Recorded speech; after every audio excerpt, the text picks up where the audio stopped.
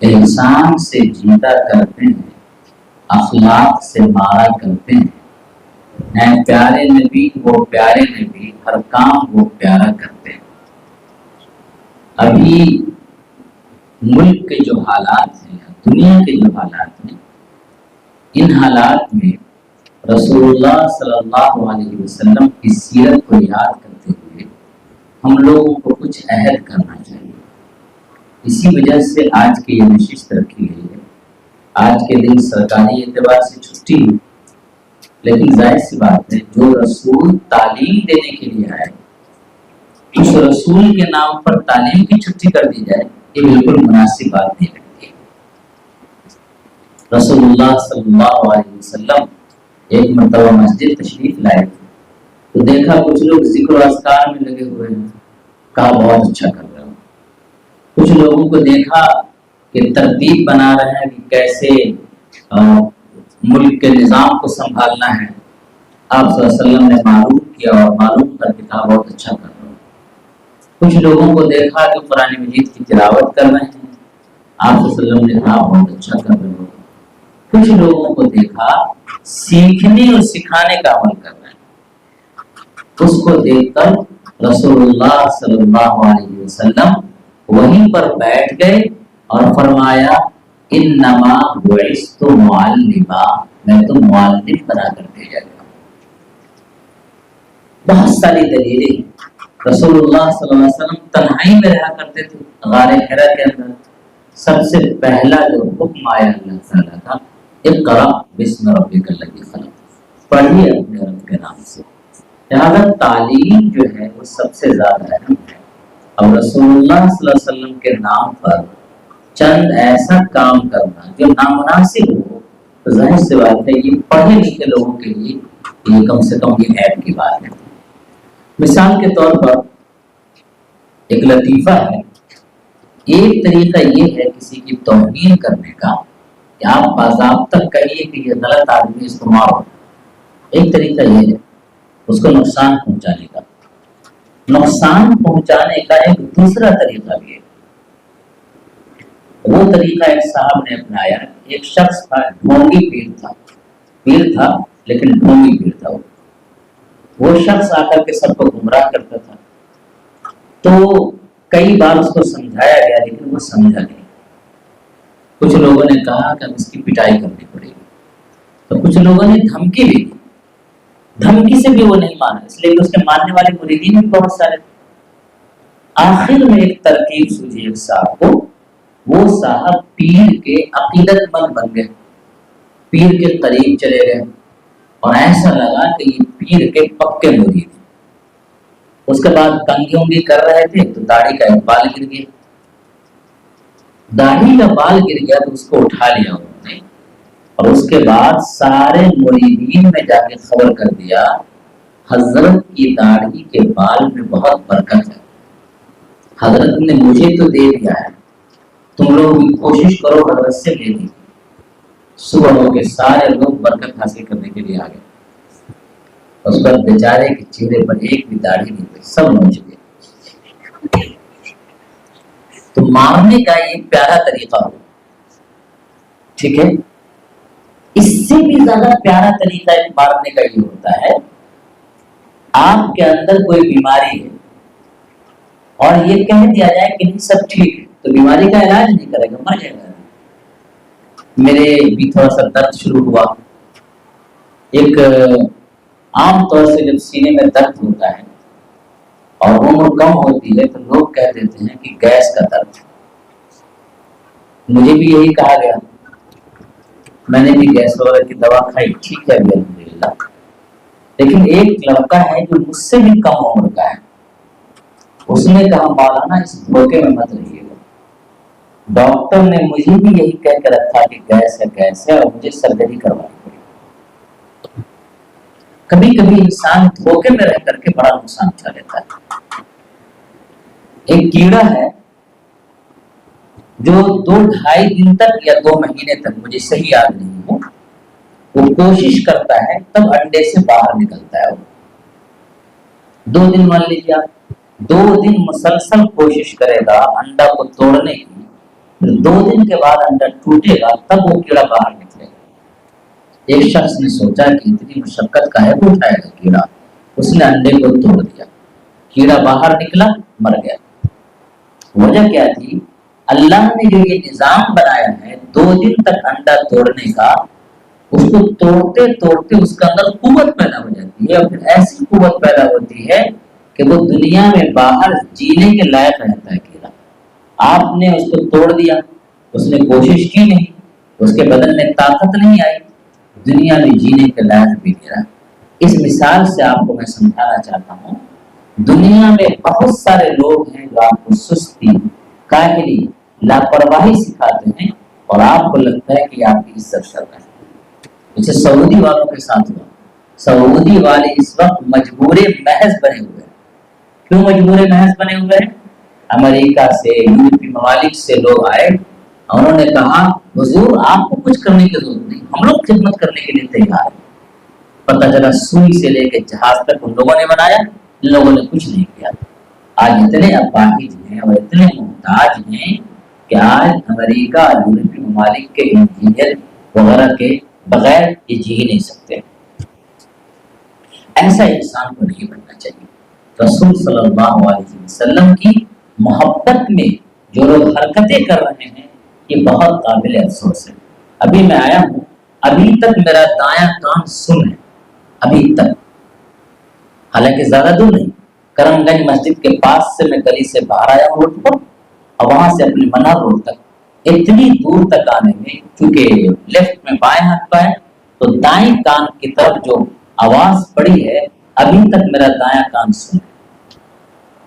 اور جتنے لوگ بجا رہے تھے اس میں کسی ایک کی بات سمجھ میں نہیں آ رہی تھی، بات کم تھی، آواز زیادہ تھی، جس کو ڈی جے کہتے ہیں آپ۔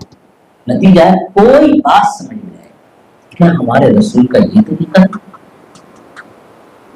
اگر جلوس نکالنا ہی ہے کسی کو، سنجیدہ جلوس نکالو، ایک مائک ایسا رکھے جس سے آواز پہنچ جائے لوگوں تک، اور اس میں رسول اللہ صلی اللہ علیہ وسلم کا میسج اور پیغام دے کہ رسول اللہ کی زندگی کیسی تھی وہ بتائے۔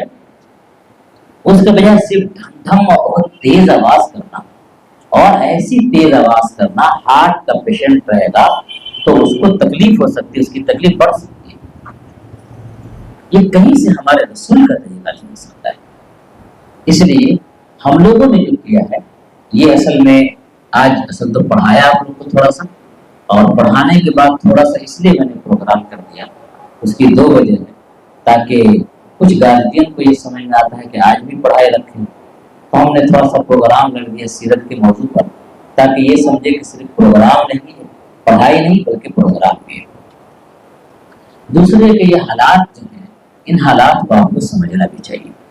تیسری بات یہ ہے کہ رسول اللہ صلی اللہ علیہ وسلم ربیع الاول کے مہینے میں پیدا ہوئی، یہ بات طے ہے، لیکن کس تاریخ کو پیدا ہوئی اس میں بہت اختلاف ہے۔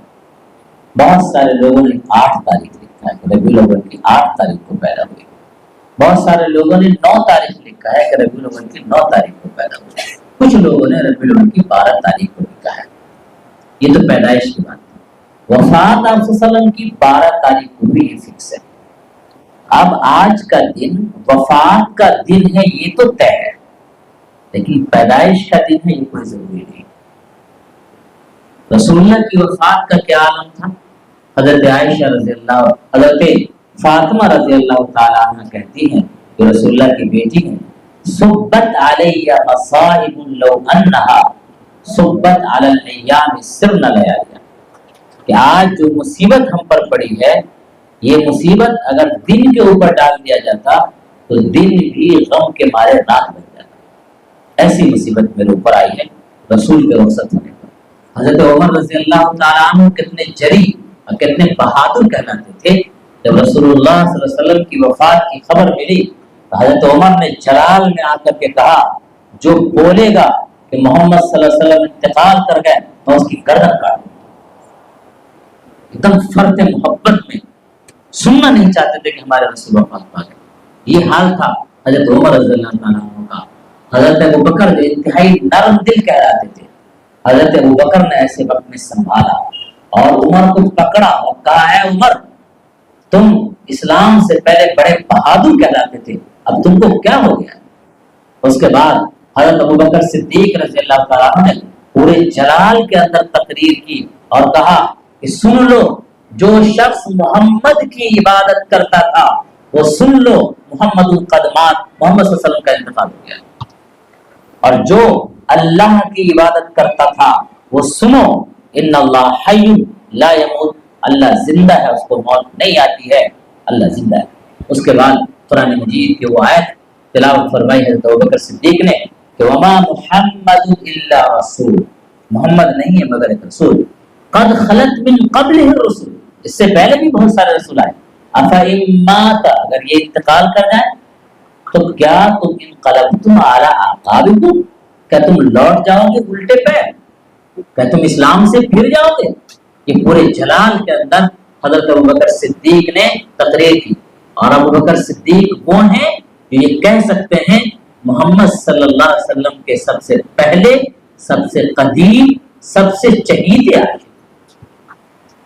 اتنی محبت کسی اور کو نہیں تھی جتنی محبت ابوبکر صدیق کو تھی، اور رسول اللہ بھی اتنی محبت کسی اور سے نہیں کرتے تھے جتنی محبت حضرت ابوبکر صدیق رضی اللہ تعالیٰ عنہ سے کرتے تھے۔ ایسا عاشق، وہ عاشق یہ کہہ رہا ہے کہ محمد انتقال فرما گئے ہیں، اور ایک بات جو ایسے موقع پر، یہ 12 ربیع الاول ہے، ایسے موقع پر جب ابوبکر صدیق نے کہا، جب دیکھا کہ لوگ دین کے اندر کمی بیشی کر رہے ہیں، ابوبکر صدیق نے کہا اَيُنْقَصُ الدِّينُ وَأَنَا حَيٌّ، دین میں کمی ہوتی رہے اور ہم زندہ رہیں، ایسا نہیں ہو سکتا۔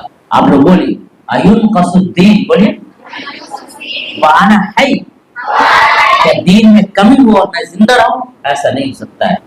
اب آپ لوگوں سے میں نے اس لیے بلوایا کہ آپ کے شہر سے اور آپ کے علاقے سے مسلم بیٹیاں غیروں کے پاس جاتی رہیں اور آپ آرام سے زندگی گزار رہے ہیں، کہ آپ کو آرام ملنا چاہیے۔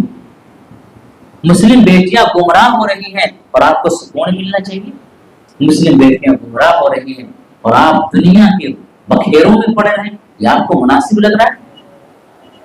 رسول اللہ صلی اللہ علیہ وسلم سے اگر سچی محبت ہے تو رسول اللہ کے اندر اتنی تڑپ تھی، قوم کی اتنی تڑپ تھی کہ اللہ کو ترس آ گیا کہ آپ اتنا پریشان کیوں رہتے ہیں؟ سورہ کہف میں اللہ نے کہا لعلک باخع نفسک علی آثارہم ان لم یؤمنوا، ایسا لگتا ہے کہ آپ اپنے آپ کو ہلاک کر دیں گے اگر یہ لوگ ایمان نہیں لائیں۔ تو وہ درد، وہ تڑپ، یہ بھی رسول اللہ کی سنت ہے۔ اس موقع پر آپ لوگوں کو یہ طے کرنا چاہیے، اگر کچھ کرنا چاہتے ہیں۔ ایک بات تو میں نے عربی چہاروں پنجوں میں کہا کہ نمبر ایک یہ ہے کہ اگر کچھ چاہتے ہیں اس موقع پر تو اپنے آپ سے عہد کیجیے، مولانا آفتاب صاحب کے سامنے نہیں، اپنے ٹیچر کے سامنے نہیں، مسلح پر بیٹھ کر اپنے اللہ کے سامنے عہد کیجیے کہ انشاءاللہ میں نبی صلی اللہ علیہ وسلم کی سیرت کو اچھے سے سمجھوں گی انشاءاللہ۔ نمبر دو، رسول اللہ صلی اللہ علیہ وسلم نے حالات سے مایوس ہوئے بغیر دنیا کے اندر ایک انقلاب پیدا کیا۔ اس انقلاب کے لیے اگر آپ تیار ہیں تو آپ رسول اللہ صلی اللہ علیہ وسلم کو صحیح خراج عقیدت پیش کرنا چاہتے ہیں۔ وہ انقلاب کیسے پیدا ہوگا؟ محمد صلی اللہ علیہ وسلم نے جب وہ انقلاب پیدا کرنے کی کوشش کی تو لوگوں نے پاگل کہا، مجنون کہا، ساحر کہا، اور طرح طرح کے الزامات لگائے، پتھر پھینکا گیا آپ پر، کوڑے پھینکے گئے، آپ کے راستے میں کانٹے بچھائے گئے، آپ کی بیٹی کو طلاق دیا گیا، یہ سارے واقع، اور لاسٹ میں تو قتل تک کی نوبت آئی کہ قتل کرنے کے لیے نکلے لوگ، اور یہاں تک کہ مکہ چھوڑنے پر آپ کو مجبور کیا گیا، آپ کے دندان مبارک کو شہید کیا گیا، آپ کے سر مبارک کو لہو لہان کیا گیا۔ ابھی ایک بچی نے ناک پڑی حضرت حمزہ رضی اللہ تعالیٰ عنہ کو کہ ہاتھ پیر کو انگلیوں کو کاٹا گیا، سینہ کو چیر کر کے کلیجہ نکال کر کے چبایا گیا، یہ سب ہوا ہے اسلام کے ساتھ۔ اگر آپ کچھ چاہتے ہیں واقعی سچا عشق کرنا تو نبی کے دین کو اپنے دل سے لگائیے۔ یہ کون سی عقل مندی کی بات ہے کہ نبی کے دین کو آپ نے چھوڑا ہوا ہے اور نبی اپنی زبان پر رٹ لگائے ہوئے؟ اس لیے نبی کے دین کو مضبوطی سے پکڑنا ہے انشاءاللہ، اور نبی نے جس طرح سے انقلاب پیدا کیا، میرا یقین ہے، پتہ نہیں میں کب تک زندہ رہوں، کون کب تک زندہ رہے، کچھ نہیں کہہ سکتے ہیں، لیکن میرا یقین ہے کہ یہ چند بچیاں اگر ٹھان لیں کہ مجھے دربھنگا کے اندر انقلاب پیدا کرنا ہے، دنیا کی کوئی طاقت انقلاب سے نہیں روک سکتی۔ میں یوں ہی نہیں کہہ رہا ہوں، میں قرآن پڑھتا ہوں، میں ہسٹری پڑھتا ہوں، اسلام کی تاریخ پڑھتا ہوں، سیرت پڑھتا ہوں، اور سیرت کی روشنی میں کہہ رہا ہوں کہ اگر آپ لوگوں نے یہ ٹھان لیا کہ مجھے انقلاب پیدا کرنا ہے، تعلیمی انقلاب اور اصلاحی انقلاب پیدا کرنا ہے، تو آپ کو معلوم ہے پڑوسی ملک میں لڑکیوں کا مدرسہ ہے، بعض جگہوں پر جو غلط ہو رہا تھا وہاں پر مدرسے کی لڑکیاں لاٹھی لے کر کے پہنچی۔ میں یہ نہیں کہہ رہا ہوں کہ آپ یہ کیجیے، لیکن میں نے جو پہلے شعر سنایا آپ کو، اخلاق سے، حسن اخلاق، حسن کردار سے، پتھر پر بار بار پانی پڑے تو پتھر گھس جاتا ہے، آپ بار بار کسی کو سمجھائیں گے تو آخر وہ کیوں نہیں سمجھے گا؟ آپ سمجھا کر کے دیکھیے، دل سے سمجھا کر کے دیکھیے، اگر آپ چاہیں تو انشاءاللہ تعلیمی انقلاب پیدا ہوگا، لیکن تعلیمی انقلاب پیدا کرنے کے لیے خود آپ کے اندر وہ چیز ہونی چاہیے۔ دو لطیفہ میں سناؤں گا۔ ایک خان صاحب تھے جن کو کسی نے کہہ دیا کہ اگر آپ نے کسی کو کلمہ پڑھا دیا تو آپ کی جنت پکی ہے۔ وہ خان صاحب نے کہا یہ تو بہت آسان ہے جنت حاصل کرنے کا، بہت آسان طریقہ ہے۔ وہ خان صاحب سیدھا اپنی فیکٹری میں گئے، ایک غیر مسلم کام کر رہا تھا، اس کو پکڑے گا، وہ آ گیا۔ خان صاحب نے کہا میں کہتا ہوں کلمہ پڑھ۔ جب وہ غصے میں خان صاحب نے کہا تو بیچارہ جو غیر مسلم تھا وہ ڈر گیا، اس نے کہا ٹھیک ہے حضور پڑھائیے۔ تو خان صاحب نے کہا وہ تو مجھے نہیں آتی۔ وہ کلمہ پڑھانا چاہ رہا ہے خان صاحب اس کو جو کلمہ خود خان صاحب کو یاد ہے۔ وہ دین آپ دوسرے کو دینا چاہتے ہیں جو دین خود آپ کے اندر